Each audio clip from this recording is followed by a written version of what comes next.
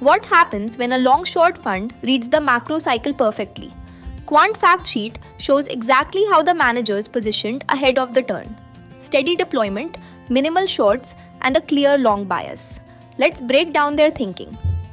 At the beginning of October 2025, when the fund started deploying money, Quant had a positive outlook on Indian markets.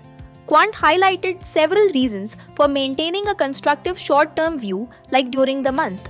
Three things supported the positive outlook.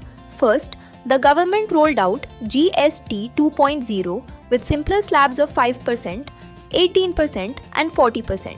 Second, the OECD upgraded India's CY25 growth forecast from 6.3% to 6.7%. And third, domestic demand stayed resilient even with US tariff pressure. Because the outlook was positive, the fund specifically mentions that it did not deploy aggressive short strategies, including call writing, which can be seen with the help of this graph. The short positions are deployed when required based on market outlook. It states that funds were deployed in a staggered manner, and the process followed the asset allocation framework of the strategy. This ties directly to the daily deployment chart you can see on screen.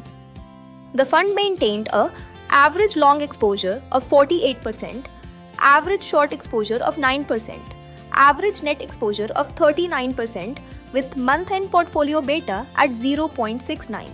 The beta of 0.69 shows the fund is less volatile than its benchmark. The fund continues to maintain a high long bias because the near-term macro and market outlook remains constructive. They expect the Indian rupee to begin reversing its long-term depreciation trend versus the USD FPI selling pressure to be near exhaustion, with early signs of passive flows returning. Government measures, especially income tax and GST relaxations, to support economic activity in H2 FY26.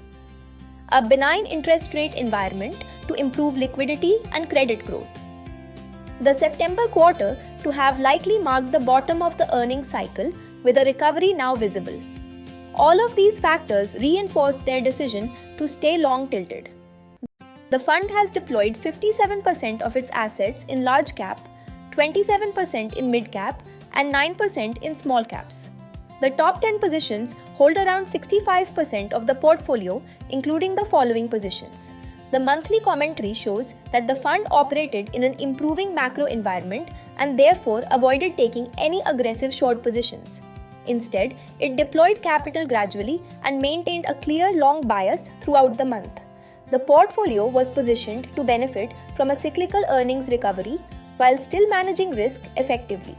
By month end, the fund had a net exposure of 39%, reflecting a balanced approach between participation and protection. And because the fund is actively managed, allocations keep shifting in real time based on market outlook.